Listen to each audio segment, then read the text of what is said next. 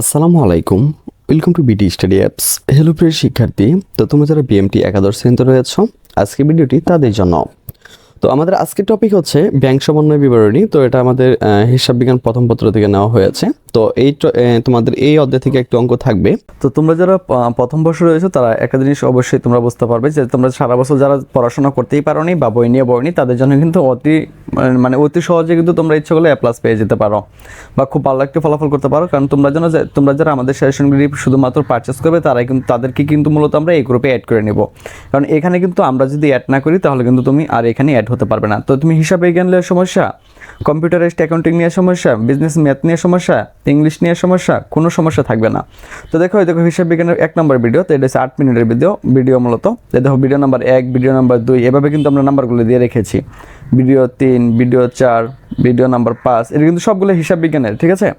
Video 6, তারপর হচ্ছে দেখো ভিডিও 7, ভিডিও 8, ভিডিও 9। তো এই দেখো এটা হচ্ছে 9 পর্যন্ত হিসাব বিজ্ঞানের ভিডিও দেওয়া হয়েছে। তো তোমাদের যে অধ্যায়গুলো আছে এই অধ্যায়গুলো এত সুন্দরভাবে ক্লাস নেওয়া হয়েছে যে শিক্ষার্থীগুলো মানে কিছুই পারে না হিসাব বিজ্ঞান, তো সেও কিন্তু এগুলো পারবে 100% গ্যারান্টি দিচ্ছি। তো এই ক্লাসগুলো করার পরে আর এই বিষয়ে কোনো ভয় থাকবে বলে কিন্তু আমরা মনে করি না। কারণ যে না পারে, যে একদিনও পড়তে বসেনি, সেও কিন্তু এগুলো পারবে, ঠিক আছে। এরপরে দেখো যে কম্পিউটারাইজড অ্যাকাউন্টিং সিস্টেম, তারপর হচ্ছে কম্পিউটারাইজড অ্যাকাউন্টিং সিস্টেম 2, তারপর হচ্ছে 3, তারপর হচ্ছে 4, এই 4টা ক্লাসে কিন্তু আমরা সবগুলো শেষ করে দিয়েছি। আর তোমরা তো বুঝতে পারো যে আমি মূলত কীভাবে ক্লাসগুলো নিয়ে থাকি।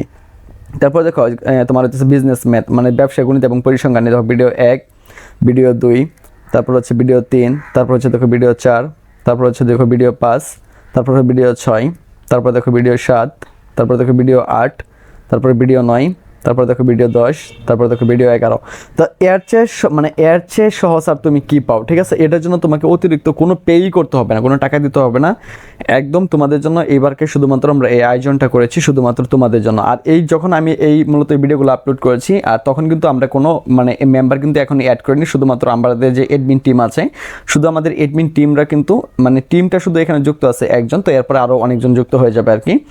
তো আমরা কিন্তু এইভাবে এগুলো সাজিয়ে নিয়েছি। তো আমরা যখন থেকেই মূলত সাজেশন দেওয়া শুরু করব তখন থেকে কিন্তু আমরা এখানে অ্যাড করা শুরু করবো। এখন পর্যন্ত কিন্তু আমরা সাজেশন দিইনি, জাস্ট আজকে তোমাদের সামনে কিন্তু ভিডিওটি মূলত তুলে ধরা হলো। তো যখন থেকে আমরা মূলত আমাদের মেম্বারশিপ নিতে থাকবো তখন থেকে কিন্তু আমরা এখানে অ্যাড করতে থাকবো। আর আমি আবার বলছি, এখানে হয়তো তুমি গ্রুপের নাম দেখতে পারতেছো, গ্রুপের নাম দেখলেও কোনো লাভ নেই। কারণ এখানে যদি আমরা তোমাকে অ্যাড করে না নিই তাহলে তুমি এখানে কখনোই অ্যাড হতে পারবে না, কারণ এটা একটা হচ্ছে প্রাইভেট গ্রুপ। তো আশা করি তোমরা বুঝতে পেরেছো।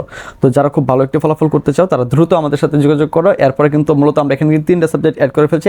এখন দিয়ে কিন্তু এখানে ইংলিশটা অ্যাড হতে শুরু করবে।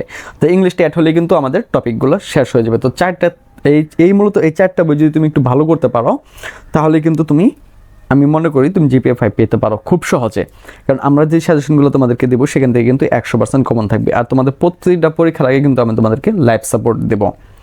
তো আশা করি বিষয়টি তোমাদেরকে বোঝাতে পেরেছি। তো তোমরা যারা আমাদের সাজেশনটি নিতে আগ্রহী তারা সরাসরি আমাদের সাথে হোয়াটসঅ্যাপ বা ইমো বা ফেসবুক পেজের মাধ্যমে যোগাযোগ করে তুমি এই গ্রুপের লিঙ্কটি নিয়ে নিতে পারো।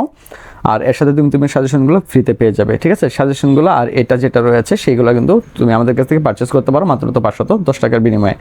তো আশা করি তোমরা অনেক কিছু বুঝতে পেরেছ এই টপিকের উপর। তো অবশ্যই ভিডিওটি তোমাদেরকে ধৈর্য সহকারে দেখতে হবে। আরেকটি কথা বলতে চাই, তোমাদের বন্ধুবান্ধব যারা রয়েছে যারা খুবই দুর্বল, যে হিসাব বিজ্ঞান, ইংলিশ বা ব্যবসায় গণিত বা এগুলো কিছু পারে না, তাদেরকে অবশ্যই তোমরা আমাদের কথা জানিয়ে দিও। কেননা আমরা হচ্ছে সাজেশন দেওয়ার পাশাপাশি কিন্তু এগুলো সবগুলো অনলাইনে বুঝিয়ে দেই।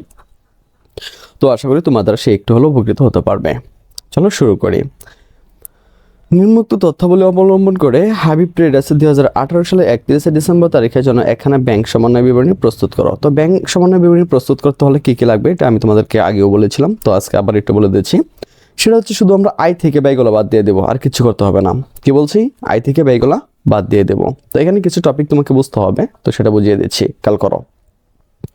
তো এটা 2028 হবে না, 18 হবে। 2018 সালের 31শে ডিসেম্বর তারিখে নগদান বই মোতাবেক ব্যাংক জমার উদ্বৃত্ত ছিল তোমার 90,000 টাকা। তো 2 তারিখে রয়েছে দেনাদার কর্তৃক সরাসরি ব্যাংকে জমা দেওয়া হয়েছে 25,000 টাকা, যা নগদান বইতে উল্লেখ হয়নি। তো এটা আমাদেরকে নগদান বইতে উল্লেখ করতে হবে। পাওনাদার বরাবর ইস্যুকৃত 28,000 টাকার একটি চেক ব্যাংক কর্তৃক পরিশোধ হয়নি। তো এটা তো আমরা যেটা করতে হবে পরিশোধ করে দেখাতে হবে। দেনাদার থেকে 30,000 টাকার একটি চেক ব্যাংকে জমা দেওয়া হয়েছে কিন্তু যা ব্যাংক কর্তৃক আদায় হয়নি। ব্যাংক কর্তৃক কী হয়েছে না? আদায় হয়েছে না। ব্যাংক কর্তৃক 10,000 টাকা প্রাপ্য বিল আদায় হয়েছে। এই যে 30,000 টাকা যে সে দিছিল এর মধ্যে কি 10,000 টাকা আদায় হয়েছে, যা নগদান বইতে লেখা হয়নি, তো এটা আমরা লিখে দেব। তো ব্যাংক কর্তৃক মঞ্জুরিকৃত সুদ 600 টাকা এবং ব্যাংক চার্জকৃত চার্জ হচ্ছে 300 টাকা, নগদান বইতে লেখা হয়নি, তো এটা আমরা লিখে দেব। খেয়াল করো, হাবিব ট্রেডার্সের ব্যাংক সমন্বয় বিবরণী 2018 সালে 31 ডিসেম্বর, এখানে 3 হয়ে গেছে, 31 করে দিও তোমরা তারিখের জন্য। তারপর 3টা করবো নেবো বিবরণ টাকা। তো প্রথমে আমরা নিয়ে নেবো যে নগদান বই অনুযায়ী ব্যাংক জমার উদ্দিত 90,000 টাকা, আমরা এই করে নিয়ে আসবো। যোগ দেবো যে দেনাদার কর্তৃক সরাসরি ব্যাংকে জমা 25,000 টাকা, এটা এখানে নিয়ে আসবো। ওই যে বলছিল যে ব্যাংকে জমা 25,000 টাকা, যেটা লেখা হয়নি, তো আমরা এখানে তুলে দিয়েছি। তার হচ্ছে 3 তারিখে পাওনাদার বরাবর ইস্যু 28,000 টাকার একটি চেক ব্যাংকে জমা বা পরিশোধ হয়নি, তো এটা আমরা এখানে তুলে ধরবো যে পাওনাদার বরাবর ইস্যুকৃত চেক পরিশোধ হয়নি। এটা 4 নম্বরে একটা টপিক রয়েছে যে এন বলছে তারা 30,000 টাকা চেক ব্যাংকে জমা দিয়েছে কিন্তু আদায় হয়নি, কিন্তু এটা আমরা কি করবো, এই 30,000 টাকা না লিখে যেহেতু 10,000 টাকা আদায় হয়েছে, আমরা 10,000 টাকাটা এখানে লিখে দেবো। আর দেখো ব্যাংক কর্তৃক প্রাপ্য বিল আদায়, এই যে 10,000 টাকা। তো এরপর আমাদেরকে যেটা করতে হবে, দেখো ব্যাংক ফেসবুক গ্রুপ কোনটা, তোমরা ফেসবুকে যে লিখবে হচ্ছে সেই দেখো BD study apps by Abdullah. তো এটা লাগার সাথে সাথে কিন্তু তোমাদের সামনে এই গ্রুপটা চলে আসবে। মনে রাখবে আমাদের শুধু একটাই অফিসিয়াল গ্রুপ, আর এটা হচ্ছে সেটা, এছাড়া কিন্তু আমাদের বাইরে আর কোনো গ্রুপ নাই। আমি আবার বলে দিচ্ছি BD study apps by Abdullah, তো এটা হচ্ছে আমাদের কিন্তু ফেসবুক গ্রুপ, অফিসিয়াল গ্রুপ, এছাড়া কিন্তু কোনো গ্রুপ নাই। আর আমাদের পেজের নাম হচ্ছে বিডি স্টাডি অ্যাপস, শুধুমাত্র BD study apps, BD study apps, ঠিক আছে। এটা হচ্ছে আমাদের ফেসবুক পেজ। তো তুমি যদি আমাদের সাথে সরাসরি যোগাযোগ করতে চাও বা তোমার মেসেজ দিতে চাও, তাহলে কিন্তু তুমি ফেসবুক পেজের মাধ্যমে এখান থেকে মেসেজ যে অপশন আছে এর মাধ্যমে কিন্তু তুমি আমাদের সাথে যোগাযোগ করতে পারবে। তো আশা করি এই দুটো জিনিস তোমাদেরকে বোঝাতে পেরেছি। এছাড়া ফেসবুকে আমাদের আর কোনো কার্যক্রম নেই, তবে হ্যাঁ আমাদের আরেকটা পেজ রয়েছে, সেটা হইতেছে তোমার এটা হইতেছে SSC BMT exam helper BD, আর ওই পেজটাও কিন্তু আমাদের। এছাড়া কিন্তু আমাদের ফেসবুকে আর কোনো কিছু নাই। তো এই বিষয়টা থেকে একটু সচেতন থাকবে। যাই হোক, কর্তৃক মঞ্জুরিকৃত সুদ 600 টাকা, তো মঞ্জুরিকৃত সুদ 600 টাকা আমরা এখানে লিখে দেবো। তারপর আমরা বিয়োগ করবো হইতেছে তোমার, এই দেখো চেক আদায়ের জন্য ব্যাংকে জমা দেওয়া হয়েছিল 30,000 টাকা, ব্যাংকে জমা দেওয়া হয়েছিল না, এটা এখানে নিয়ে নিব। এই যে 30,000 টাকা, বুঝছো? ওকে। তো এরপর আমরা যেটা করব, এই দেখো ধার্যকৃত চার্জ 300 টাকা, এটা নিয়ে আসবো। এই দেখো ব্যাংক কর্তৃক ধার্যকৃত চার্জ 300 টাকা, এখন আমরা কী করবো, এই যে এই ঘরটা আছে না, এই ঘরটা যোগ করে আমরা এই ঘরে নিয়ে আসবো। তো 30,382, এখন এটা থেকে শুধু আমরা এটা বাদ দিয়ে দেবো, যেটা থাকবে সেটা হচ্ছে পাস বই অনুযায়ী ব্যাংক জমার উদ্দীপ্ত। তো আশা করি তোমরা বিষয়টি বুঝতে পেরেছ। আসসালামু আলাইকুম, welcome to BD study apps. Hello প্রিয় শিক্ষার্থী, তো তোমরা যারা বিএমটি একাদশ শ্রেণীতে রয়েছ, আজকে ভিডিওটি তাদের জন্য। তো আমাদের আজকের টপিক হচ্ছে ব্যাংক সমন্বয় বিবরণী। তো এটা আমাদের হিসাব বিজ্ঞান প্রথম পত্র থেকে নেওয়া হয়েছে। তো এই তোমাদের এই অধ্যায় থেকে একটি অঙ্ক থাকবে এই টপিকের ওপর। তো অবশ্যই ভিডিওটি তোমাদেরকে ধৈর্য সহকারে দেখতে হবে। আরেকটি কথা বলতে চাই, তোমাদের বন্ধুবান্ধব যারা রয়েছে, যারা খুবই দুর্বল, যে হিসাব বিজ্ঞান, ইংলিশ বা ব্যবসায় গণিত বা এগুলো কিছু পারে না, তাদেরকে অবশ্যই তোমরা আমাদের কথা জানিয়ে দিও, কেননা আমরা হচ্ছে সাজেশন দেওয়ার পাশাপাশি কিন্তু এগুলো সবগুলো অনলাইনে বুঝিয়ে দেই। তো আশা করি তোমাদের সে একটু হলেও উপকৃত হতে পারবে। চলো শুরু করি। নিম্নোক্ত তথ্যাবলী অবলম্বন করে হাবিব ট্রেডার্স 2018 সালে 31 ডিসেম্বর তারিখের জন্য একখানা ব্যাংক সমন্বয় বিবরণী প্রস্তুত করো। তো ব্যাংক সমন্বয় বিবরণী প্রস্তুত করতে হলে কী কী লাগবে, এটা আমি তোমাদেরকে আগেও বলেছিলাম, তো আজকে আবার একটু বলে দিচ্ছি। সেটা হচ্ছে শুধু আমরা আয় থেকে ব্যয়গুলো বাদ দিয়ে দেবো, আর কিছু করতে হবে না। কি বলছি, আয় থেকে ব্যয়গুলো বাদ দিয়ে দেবো। তো এখানে কিছু টপিক তোমাকে বুঝতে হবে, তো সেটা বুঝিয়ে দিচ্ছি, খেয়াল করো। তো এটা 2028 হবে না, 18 হবে। 2018 সালের 31 ডিসেম্বর তারিখে নগদান বই মোতাবেক ব্যাংক জমার উদ্দীপ্ত ছিল তোমার 90,000 টাকা। তো 2 তারিখে রয়েছে দেনাদার কর্তৃক সরাসরি ব্যাংকে জমা দেওয়া হয়েছে 25,000 টাকা, যা নগদান বইতে উল্লেখ হয়নি, তো এটা আমাদেরকে নগদান বইতে উল্লেখ করতে হবে। পাওনাদার বরাবর ইস্যুকৃত 28,000 টাকার একটি চেক ব্যাংক কর্তৃক পরিশোধ হয়নি, তো এটা তো আমরা যেটা করতে হবে, পরিশোধ করে দেখাতে হবে। দেনাদার থেকে 30,000 টাকার একটি চেক ব্যাংকে জমা দেওয়া হয়েছে, কিন্তু যা ব্যাংক কর্তৃক আদায় হয়নি।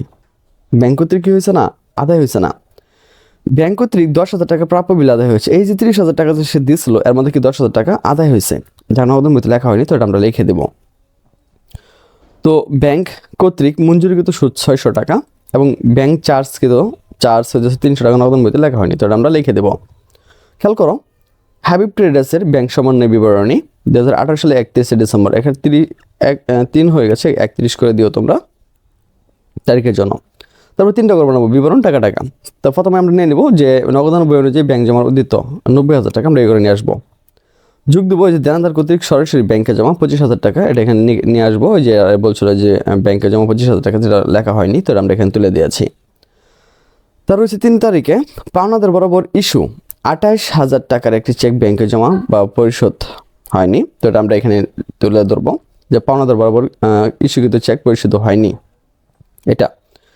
4 নম্বরে একটা টপিক রয়েছে যে এখানে বলছে তারা 30,000 টাকা চেক ব্যাংকে জমা দিয়েছে কিন্তু আদায় হয়নি, কিন্তু এটা আমরা কি করবো, এই 30,000 টাকা না লিখে যেহেতু 10,000 টাকা আদায় হয়েছে, আমরা 10,000 টাকাটা এখানে লিখে দেবো। আর দেখো ব্যাংক কর্তৃক প্রাপ্য বিল আদায়, এই যে 10,000 টাকা। তো এরপর আমাদেরকে যেটা করতে হবে, দেখো ব্যাংক কর্তৃক মঞ্জুরিকৃত সুদ 600 টাকা, তো মঞ্জুরিকৃত সুদ এই 600 টাকা আমরা এখানে লিখে দেবো। তারপর আমরা বিয়োগ করবো হইতেছে তোমার এই দেখো চেক আদায়ের জন্য ব্যাংকে জমা দেওয়া হয়েছিল 30,000 টাকা ব্যাংকে জমা দেওয়া হয়েছিল না, এটা এখানে নিয়ে নিব, এই যে 30,000 টাকা, বুঝছো? ওকে। তো এরপর আমরা যেটা করব, এই দেখো ধার্যকৃত চার্জ 300 টাকা, এটা নিয়ে আসবো। এই দেখো ব্যাংক কর্তৃক ধার্যকৃত চার্জ 300 টাকা, এখন আমরা কি করবো, এই যে এই ঘরটা আছে না, এই ঘরটা যোগ করে আমরা এই ঘরে নিয়ে আসবো। তো 30,300 পাইছি, এখন এটা থেকে শুধু আমরা এটা বাদ দিয়ে দেবো, যেটা থাকবে সেটা হচ্ছে পাস বই অনুযায়ী ব্যাংক জমার উদ্দীপ্ত। তো আশা করি তোমরা বিষয়টি বুঝতে পেরেছ।